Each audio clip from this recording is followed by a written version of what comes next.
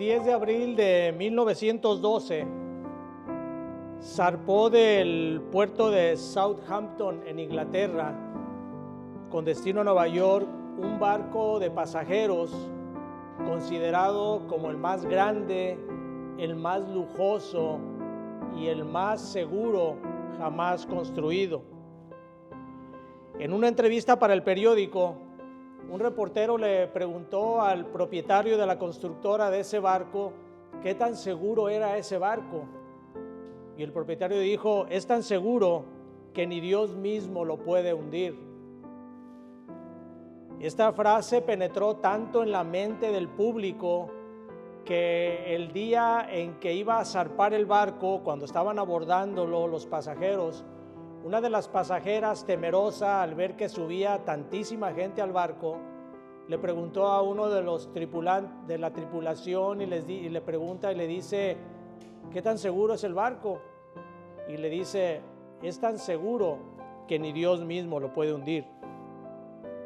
4 noches después, el 14 de abril de 1912, este barco choca con un iceberg y se hunde, muriendo en ese trágico accidente 1,517 personas.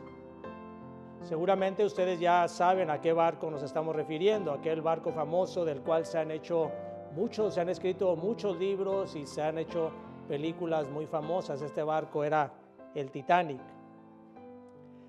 Y aunque sería aventurado afirmar que el hundimiento del barco fue como una respuesta de Dios a la soberbia del propietario, lo cierto es que no se puede retar a Dios.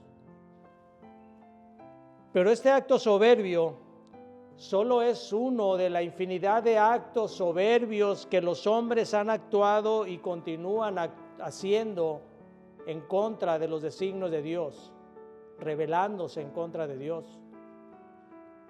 Y esa rebelión se engendra primeramente en el corazón por medio de la vanidad, para después crecer y dar la luz a la soberbia. La soberbia es toda aquella acción que el hombre realiza y que pretende con ella colocarse por encima de Dios. Eso es la soberbia. Así que para entender a la soberbia es necesario entender primeramente lo que es la vanidad. La palabra vanidad procede del latín vanitas, que significa hueco o vacío. Y el significado de vanidad se aplica en la Biblia a todo corazón que está vacío de Dios. Un corazón carente de la presencia de Dios en su interior. Esa es la vanidad del hombre. Porque cuando el hombre tiene un corazón hueco, ese corazón se va llenando, busca llenarlo con otras cosas fuera de las cosas de Dios. Evita tener el contacto divino y pretende llenarlo con otras cosas que no son de las cosas de Dios. Así que cuando este corazón se llena de vanidades, lo que hace es formar en el corazón una soberbia que lo hace rebelarse en contra de Dios. Dice Romanos 1:21 que el hombre vanidoso tiene un corazón malvado y es desagradecido hacia Dios. Y toda la Escritura está llena de acciones que reflejan la vanidad de los hombres.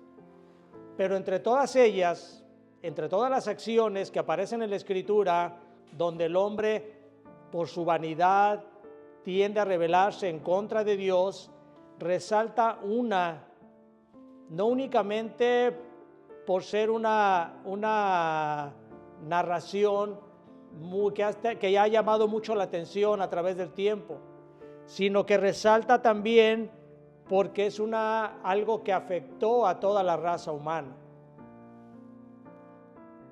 Porque en este acto de vanidad participó toda la humanidad existente en ese tiempo, y porque trajo como consecuencia uno de los eventos más grandiosos que ha habido en la tierra y que marcaron para siempre la historia de la humanidad. Acompáñenme a Génesis capítulo 11, versículo 1 al 9, y vamos a ver esta historia muy conocida por nosotros, llamada la torre de Babel. Génesis capítulo 11, y vamos a leer únicamente los versículos 1 al 19. Tenía entonces toda la tierra una sola lengua y unas mismas palabras. Y aconteció que cuando salieron de oriente, hallaron una llanura en la tierra de Sinar y se establecieron allí. Y se dijeron unos a otros: vamos, hagamos ladrillo y cosámoslo con fuego.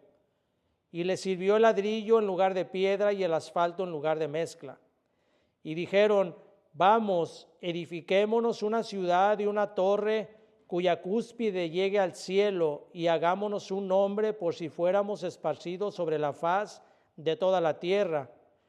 Y descendió Jehová para ver la ciudad y la torre que edificaban los hijos de los hombres, y dijo Jehová: he aquí el pueblo es uno, y todos estos tienen un solo lenguaje, y han comenzado la obra, y nada les hará desistir ahora de lo que han pensado hacer.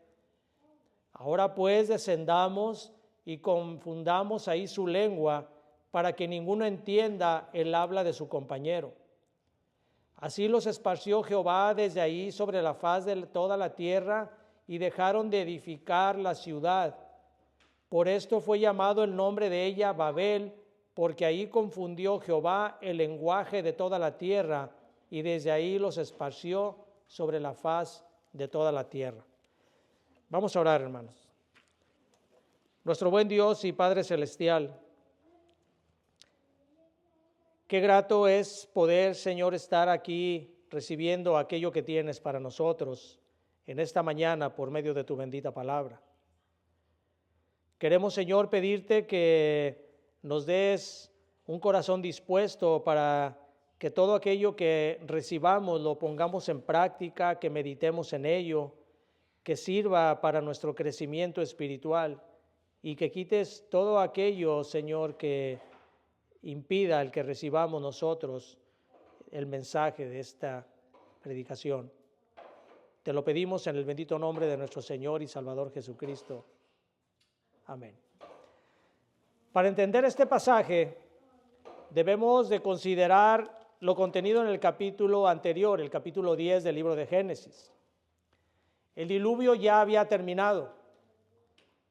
De hecho, ya habían pasado 100 años de aquel evento hasta el evento que estamos narrando, y esto de acuerdo al versículo 25 del capítulo 10, en donde nos dice que nació Peleg, uno de los descendientes de Noé, llamado Peleg, y este era descendiente a su vez del hijo de Noé, de Sem. Y nos dice la Escritura que cuando nace Peleg es cuando es repartida la tierra. Así que si nosotros tomamos en cuenta todas las generaciones que pasaron desde que termina el diluvio hasta la construcción de la Torre de Babel, nos vamos a dar cuenta que habían transcurrido 100 años aproximadamente. Uno de los mandamientos que Dios le había dado a Noé dentro del pacto establecido con él era el de multiplicarse y llenar la tierra. Génesis 9:1 dice: bendijo Dios a Noé y a sus hijos y les dijo: fructificad y multiplicaos y llenad la tierra. Pero este mandamiento no únicamente Dios se lo había dado a Noé. La intención de Dios al crear al hombre era que se llenara la tierra de seres creados a imagen y semejanza de Dios. Dios quería crear en la tierra un reino parecido al reino de los cielos.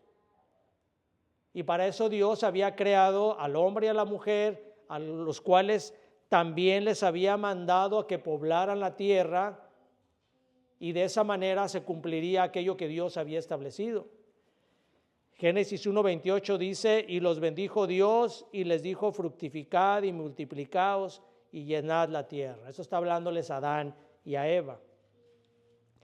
Sin embargo, el hombre siempre busca hacer las cosas a su manera y no a la manera en que Dios lo determina. Y por eso en todos los actos en que el hombre determina hacer las cosas como a él le place, terminan en desgracia, hermanos. No puede el hombre actuar en contra de los principios de Dios sin que el hombre caiga completamente en desgracia. Al término del diluvio, los 3 hijos de Sem, Cam y Jafet comienzan a procrear. Esto es lo que nos habla el capítulo 10. Nos narran los nombres de las generaciones y entre todos ellos resalta un nombre en específico. El nombre de Nimrod. En el versículo 8 y versículo 9 del capítulo 6 nos habla acerca de que Cus engendró a Nimrod y dice la escritura, quien llegó a ser el primer poderoso de la tierra. Este fue vigoroso cazador delante de Jehová. El significado de las palabras con que se designa a este hombre, a Nimrod, tienen que ver con que se trataba de un hombre violento, un hombre salvaje, un hombre cruel. De hecho, la palabra cazador vigoroso delante de Jehová significa no que era un cazador de animales para comer, sino que significa que era un tirano que se apropiaba de la voluntad de las personas. Eso era un cazador vigoroso delante de Jehová.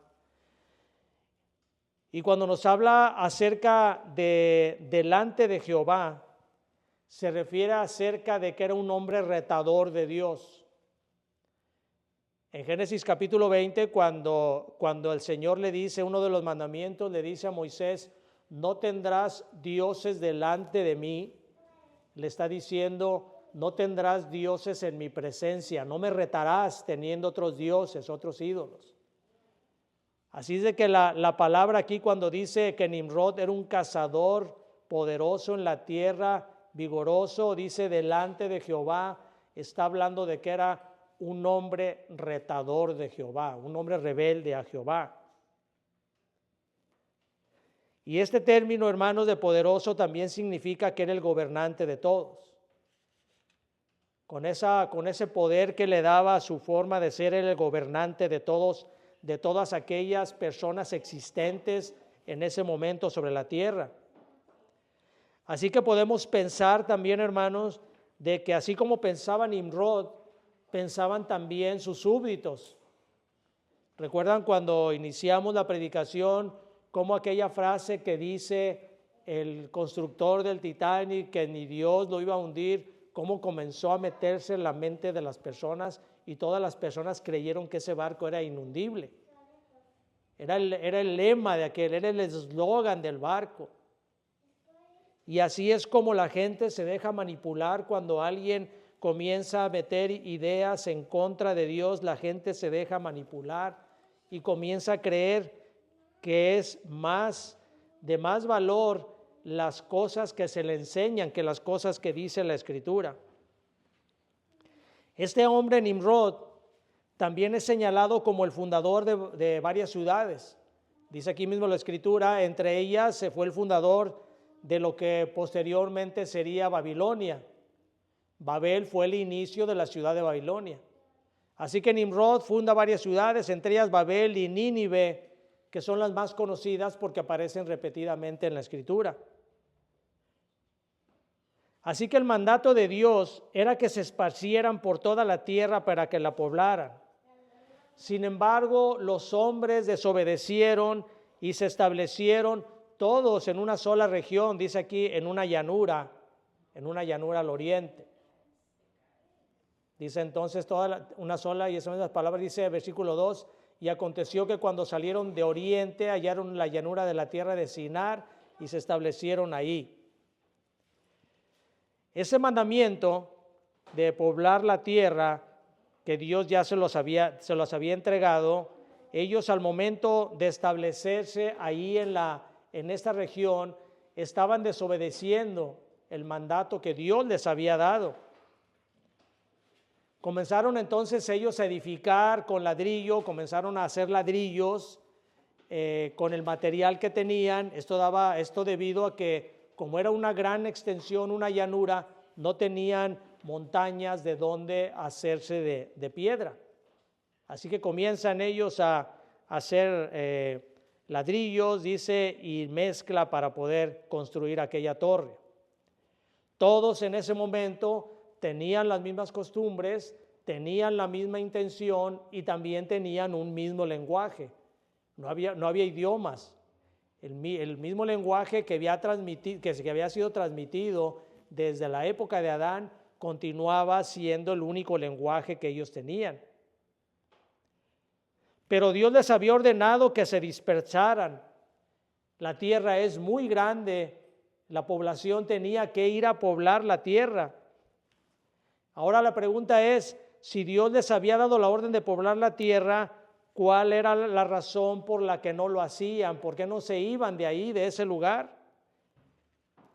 Y la respuesta a esa pregunta es que era el mismo deseo que Satanás tuvo antes de caer. El mismo deseo que Satanás le transmitió a Adán y a Eva, y el mismo deseo que ha sido transmitido a través de toda la humanidad. Y ese deseo es el deseo de estar sobre Dios. El hombre busca siempre estar sobre Dios. Y mire, hermano, no se sorprenda de esto, pero cuando alguien busca hacer las cosas a su manera, lo que está haciendo es dejarse guiar por Satanás. Recuerden que únicamente nosotros podemos pertenecer a un solo amo. O pertenecemos a Cristo o pertenecemos a Satanás. No hay algo intermedio. Y cuando un hombre se rebela, cuando un hombre tiene el deseo de estar rebelado en contra de Dios, está siendo guiado por Satanás. Y yo sé que ustedes comprenden esto, pero esto lo digo por aquellas personas que nos están viendo en video, nos están escuchando, que no conocen la Escritura, para que ellos entiendan que cuando ellos están rebelándose en contra de Dios, están siendo manipulados por Satanás. Pero no tan solo es esto, porque lo peor es cuando muchas personas conocen la Escritura y que les da lo mismo obedecer a Dios. Porque estas personas que aún conociendo la Escritura desobedecen los mandamientos de Dios, están dejándose guiar también por Satanás. No importa la manera en que ellos actúen en su vida dentro de la iglesia. Si no siguen los principios de Cristo, están siendo manipulados por Satanás. Y esto ocurre, hermanos, porque el corazón se hace obstinado. El corazón comienza, una vez que las personas comienzan a apartarse de Dios, se van apartando cada vez más, comienzan con poquito. Esto lo hemos visto muchas veces.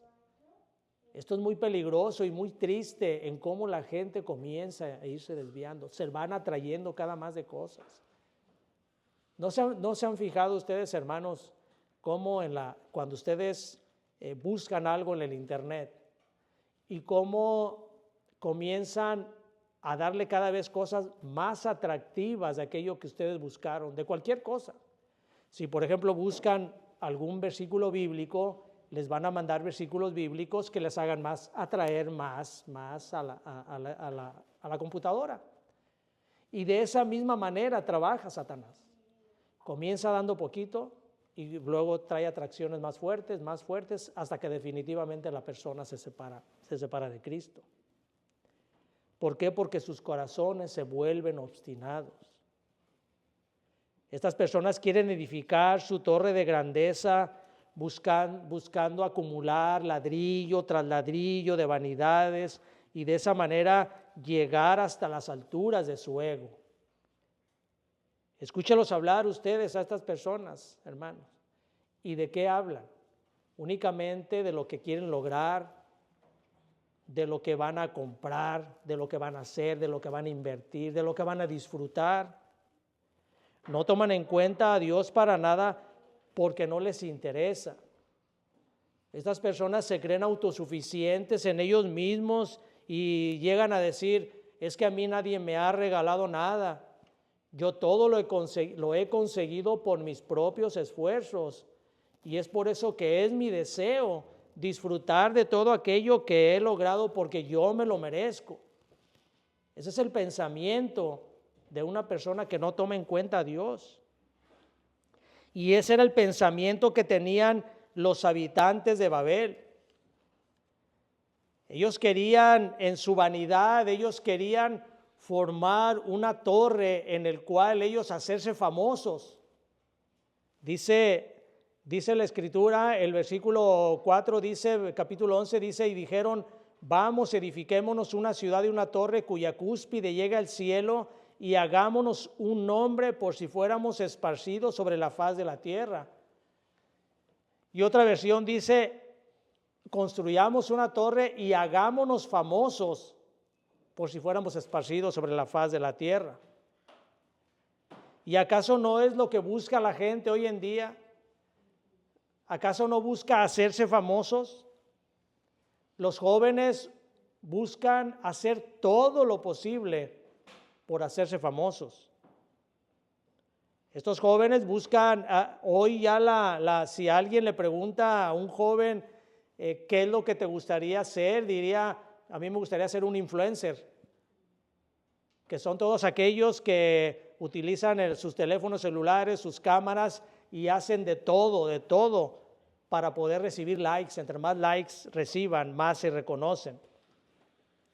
Ponen en riesgo su reputación, ponen en riesgo su libertad, ponen en riesgo su salud y hasta su vida la ponen en riesgo con tal de hacerse famosos, de recibir likes. Pero también los adultos no se quedan atrás. Vea usted en las redes sociales cómo las personas ventilan su vida a personas que ni los conocen y a personas que ni les interesa. Suben dónde andan, qué comen, cómo visten, qué pensaron.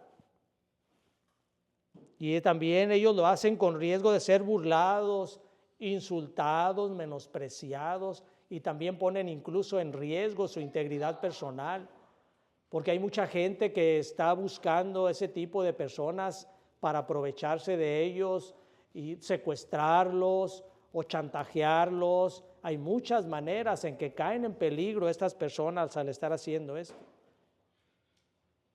Pero también ellos buscan la fama, buscan que los reconozcan. Y hay algo, hermanos, que es verdaderamente vergonzoso, porque esta fama, esta vanidad también está permeando al pueblo de Dios. Las predicaciones o los estudios bíblicos tienen muy poquitas vistas. No lo ve, la gente no lo ve y es comprensible. La gente ve lo que le atrae. La gente prefiere ver cosas que le agraden a la carne y eso es perfectamente entendible en el mundo. Aunque sí hay predicadores muy buenos que a través del tiempo la gente los ha reconocido, el pueblo de Dios los reconoce y sí tienen, debido a su trabajo honesto, sus predicaciones serias, honestas, sí tienen mucha gente que los sigue y han bendecido muchas personas. Yo he sido bendecido por predicadores buenos que he visto en las redes sociales.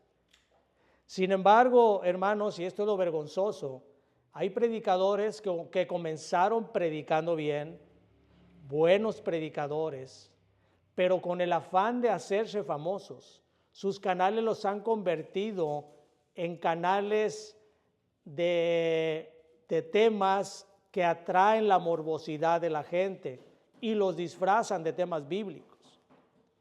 Comienzan a tocar temas de actualidad, pero lo hacen con el afán de hacerse de fama. Incluso vean las portadas de su anuncio, o no sé cómo se llame, la portada de sus videos, y vean cómo son portadas amarillistas, portadas incluso ofensivas, pero lo hacen con el fin de atraer. Y como les comento, hermanos, son pastores o predicadores que comenzaron predicando bien y se han desviado por la fama. Es muy triste estas personas que comenzaron de esa manera, porque tarde o temprano van a resbalar. Nosotros lo hemos visto con predicadores muy buenos predicadores, estudiosos predicadores conocidos a nivel mundial que han resbalado porque quieren servir a dos amos y eso no es posible. No puedes servir a dos amos, o sirves a uno y quedando mal con el otro, o sirves al otro y quedando mal con este, pero ellos quieren servir a los dos. En Gálatas 3:3 habla de ellos y dice, tan necios son que habiendo comenzado por el Espíritu, ahora van a terminar en la carne, dice el apóstol Pablo. ¿Qué necedad hay en estos hombres que conocen la palabra de Dios para que por la vanidad y la fama tengan que cambiar las cosas del mundo por las cosas de Dios? La vanidad es muy engañosa y afecta también a las personas que hacen obras de caridad.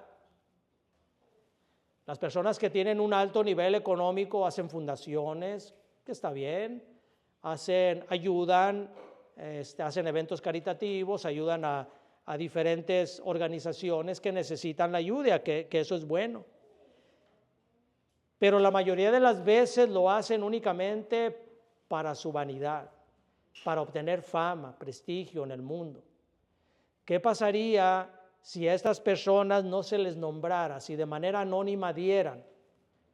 Seguramente muchas de esas personas ya no darían, porque lo hacen únicamente para resaltar su ego.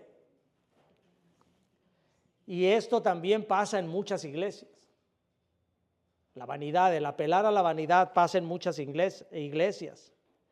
Hay algunas iglesias donde se motiva a los congregantes a dar dinero con la promesa de que se van a grabar sus nombres en cada ladrillo de la construcción o que van a aparecer sus nombres en placas conmemorativas. O se les motiva en público con sus nombres diciendo el hermano tal dio tanto, para que los demás se motiven y den igual o más, porque nadie quiere quedar mal. Nadie quiere verse mal ante los demás hermanos. Construyen una torre lo que están construyendo es una torre de Babel que eternice su nombre, para que algún día, con el paso del tiempo, la gente vea aquellas fastuosas construcciones y digan, mira, aquella construcción, aquella torre de Babel la construyó el pastor fulano con la ayuda del hermano Mangano, Perengano, o todos los hermanos que aparezcan ahí. Eso es construir una torre de Babel. Hay un afán desmedido por construir iglesias grandes, llenas de gente, pero carentes de la palabra de Dios. Nos admiramos de los fastuosos templos de otras religiones, pero las iglesias cristianas están siguiendo sus pasos. Iglesias adornadas con lujos, con luces, con sonidos extravagantes, y todo eso es únicamente con el afán de hacerse famosos. Construyen una torre de Babel.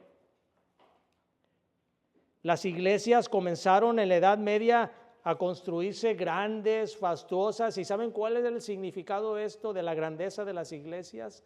El demostrar que son iglesias poderosas que están sobre los demás. Ese era el significado. No hay nada que el hombre no haga que no tenga un significado. Las torres de las iglesias, ustedes han visto las torres de las iglesias. Esas torres de las iglesias también tan grandes, también el significado que se les daba era alcanzar a Dios, así como la torre de Babel.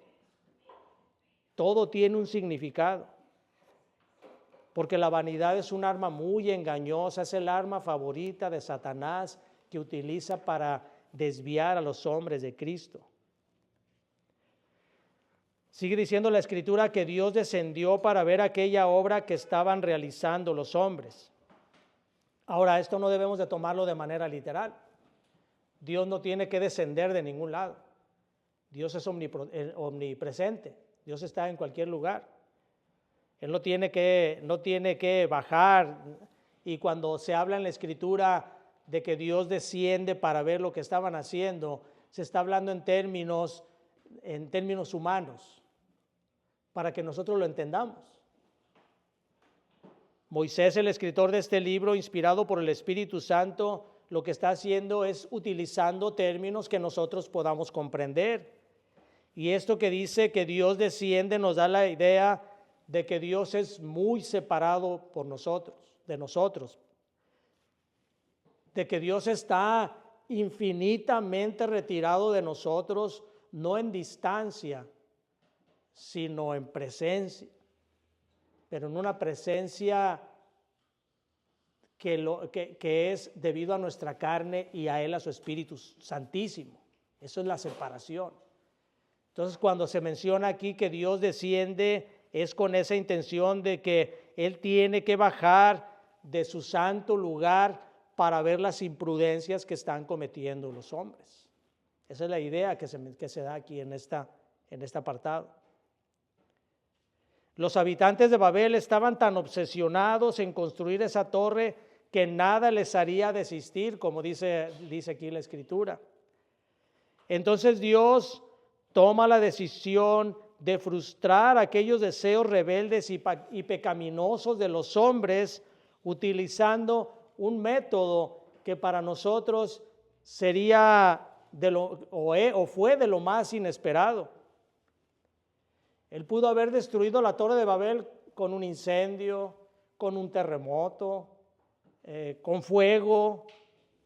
Pudo haber hecho inhabitable aquella llanura para que ya no tuvieran la manera ellos de tener alimento y dejar la torre abandonada, buscar otro lugar más apropiado para vivir.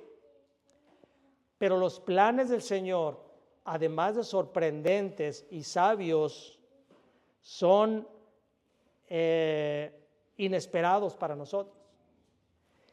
Y por alguna razón, Él decidió crear los idiomas, dándole a cada uno de aquellas familias diferentes lenguas y creando con esto una confusión entre ellos, para que de esa manera dejaran de construir aquella obra tan ridícula que estaban haciendo. Dios tiene muchas maneras de frustrar los planes de los hombres mundanos, porque los hombres mundanos actúan como si tuvieran comprada su vida, su salud, su posición económica.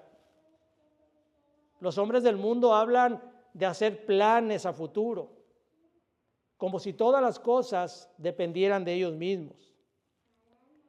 A los hombres del mundo les ocurre lo mismo que al rico insensato que se narra en el capítulo 12 del libro de Lucas, aquel hombre que hizo grandes planes para construir graneros y dijo, voy a disfrutar de esto, ahora sí, alma mía, ya tienes mucho, ahora ya deleítate en lo que hiciste. Y entonces Dios le dice, necio, esta noche vas a morir y todo lo que hiciste va a ser para otros.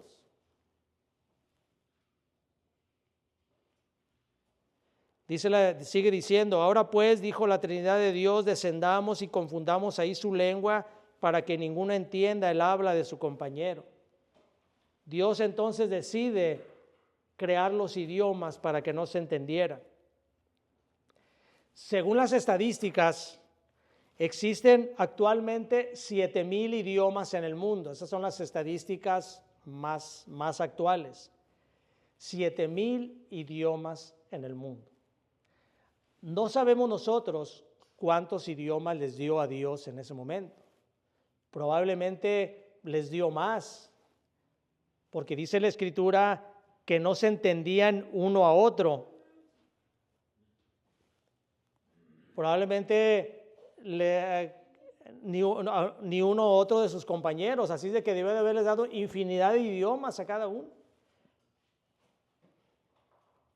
Lo cierto es que dejaron de construir la torre y aquella obra inconclusa quedó únicamente como un testigo en contra de ellos, de su vanidad, de su soberbia y de su rebeldía, y además de la ilusoria pretensión de querer alcanzar a Dios por sus propios medios. Dios tiene un medio únicamente para llegar a Él, y ese es Cristo. No hay ningún otro medio en el cual nosotros podamos buscar a Dios, es en vano. Es construir torres de Babel que no tienen ningún valor. Así que los hombres entonces se esparcieron por la tierra tal y como Dios lo había decretado. Y de esa manera el plan de Dios de diseminar a todos los hombres en la tierra para que la poblaran se había concretado. porque esto estaba dentro del plan de salvación de Dios. Y recuerden, hermanos, que los planes de Dios no pueden ser frustrados. Ahí con esta destrucción que hace, más bien con este impedimento que hace Dios a los hombres de construir la torre, lo que está haciendo Dios es llevar acuerdos, sus planes de acuerdo a lo que Él ya tenía previsto. Nadie puede frustrar los planes de Dios. Ahora, hermanos, pero esto no termina aquí. Dios había determinado la salvación de los hombres. Y esa salvación se cumpliría tal y como se había determinado en aquel pacto de redención que había hecho la Trinidad, Dios Padre, Dios Hijo y Dios Espíritu Santo desde antes de la fundación del mundo. Había ya un pacto, había ya un plan en el cual se había establecido la salvación de los hombres, y cada parte de la Escritura nos va manifestando ese plan, y dentro de ellos incluía la dispersión de las personas sobre la tierra. Y una vez que ese pacto fue concretado por medio de la obra salvadora de nuestro Señor Jesucristo realizada en la cruz, Dios revierte aquel evento ocurrido en Babel. Y ahora, en vez de confundir a los hombres con diferentes idiomas, lo que estaba haciendo Dios, lo que hizo Dios en aquel evento de Pentecostés, es darle a los hombres el don de hablar diferentes idiomas. Fíjense la diferencia. Dios en el Antiguo Testamento, en la Torre de Babel, Dios les da diferentes idiomas para que no se entiendan ni se dispersen. Pero cuando se cumple el pacto por medio de la obra salvadora de nuestro Señor Jesucristo, en aquel evento de Pentecostés, Dios les da idiomas a los apóstoles, aquellos hombres que Dios había determinado para que por medio de esos idiomas se esparcieran por el mundo, porque también Dios utilizó eso en Pentecostés. En esa época, Dios lo que hizo fue crear persecución en Jerusalén para que los hombres a los cuales Dios les había dado el mandato de ir y llevar el evangelio a todo el mundo se esparcieran. Pero se esparcían ellos a diferentes regiones, llevándole el mensaje del evangelio en el idioma de aquellas naciones a la cual ellos visitaban. Eso lo podemos ver, hermanos, es una de las grandes milagros que nos asombra. Para Dios no es un asombro, pero para nosotros es un asombro, como cuando Pedro estaba predicando en aquella primer mensaje del evangelio en Jerusalén, como los que estaban ahí de diferentes regiones, diferentes países del mundo conocido, estaban escuchando el mensaje en su propio idioma. Vayan a Hechos capítulo 2, versículo 1 al 11. Hechos 2, 1 al 11.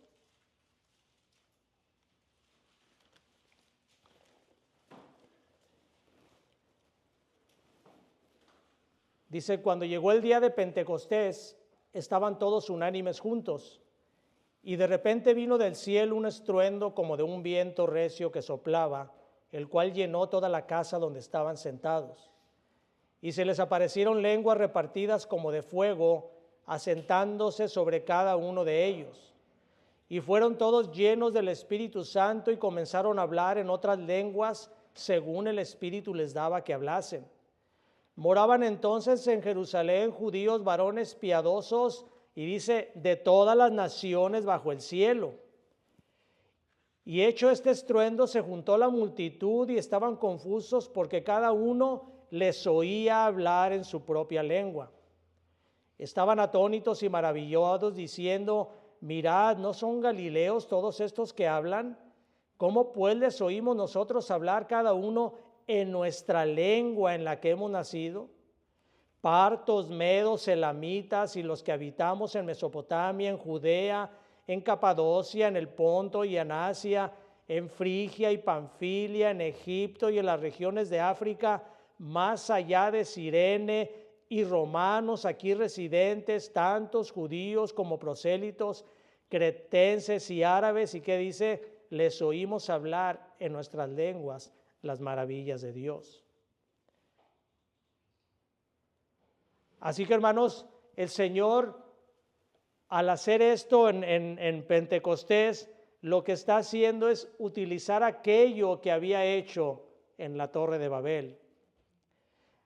Había utilizado ahora los idiomas para llamar a todos aquellos elegidos para salvación de todos los confines de la tierra. Juan capítulo 11, versículos 51 y 52, dice, esto no lo dijo por sí mismo, sino que como era el sumo sacerdote aquel año, profetizó que Jesús había de morir por la nación. Y no solamente por la nación, sino también para congregar a uno a los hijos de Dios que estaban dispersos. Todo esto, hermano, es necesario que se predique en todo el mundo. Es necesario que sea predicado el Evangelio en todo el mundo antes del fin de los tiempos, para que los hombres que se pierden no tengan ninguna excusa de su falta de amor a Dios. Dios ha utilizado, hermanos, a través del tiempo los idiomas. Dios utilizó en la época de la Reforma hombres piadosos para que transcribieran la Biblia en el idioma de cada nación. Y cómo esto nos ha bendecido a cada uno de nosotros. Gracias a Dios por ello. Pero ahora la pregunta es esta, hermanos, ¿dónde está su corazón? ¿Está dedicándose a hacer ladrillos, cocinándolos con el fuego de la avaricia, de la vanidad, para construir una torre que lo haga formarse un Dios a su gusto, un Dios como usted quiere? Ahí está el mensaje del Evangelio. Por las misericordias de Dios, designó a hombres dándole la sabiduría para que estos hombres la transmitieran en el idioma. No hay excusa, hermanos, no va a haber excusa al final de los tiempos. Cada uno va a responder ante el Señor qué hizo con aquello que recibió, aquel mensaje que recibió acerca de la obra de Cristo. Babilonia es identificada en la Escritura como el lugar de la vanidad, del deleite y de la rebelión hacia Dios. Pero al final de los tiempos todo esto será destruido. Apocalipsis 18, y con esto vamos a terminar, hermanos. Apocalipsis 18, versículos 1 al 5 dice, después de esto vi a otro ángel descender del cielo con gran poder, y la tierra fue alumbrada con su gloria. Y clamó con voz potente diciendo, ha caído la gran Babilonia, y se ha hecho habitación de demonios y guarida de todo espíritu inmundo, y albergue de toda ave inmunda y aborrecible. Porque todas las naciones han bebido del vino del furor de su fornicación, y los reyes de la tierra han fornicado con ella, y los mercaderes de la tierra se han enriquecido de la potencia de sus deleites. Y oí otra voz del cielo que decía, salid de ella, pueblo mío, para que no seáis partícipes de sus pecados, ni recibáis parte de sus plagas, porque sus pecados han llegado hasta el cielo, y Dios se ha acordado de sus maldades. No construya una torre de Babel que va a ser destruida con el tiempo. Las vanidades son pasajeras, no tienen valor. Estas vanidades se van a ir, van a ser dispersadas con el polvo. Construya su vida, construya su torre, pero sobre la roca que es Cristo. Esto es lo único que va a tener valor. Solo Él puede dar la salvación y la vida eterna. Una torre también tiene un símbolo de fortaleza. Una torre tiene un símbolo de vigilancia. Así que no construyan una torre falsa, una torre de vanidad tratando de llegar a Dios por otros medios.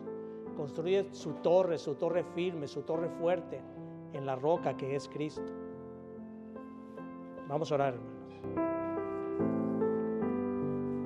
Bendito Padre, te damos gracias por esta palabra tuya que nos has dado, Señor, que pueda penetrar en nuestro corazón, que nos haga meditar en ella y que de esta manera, Señor, podamos ver qué estamos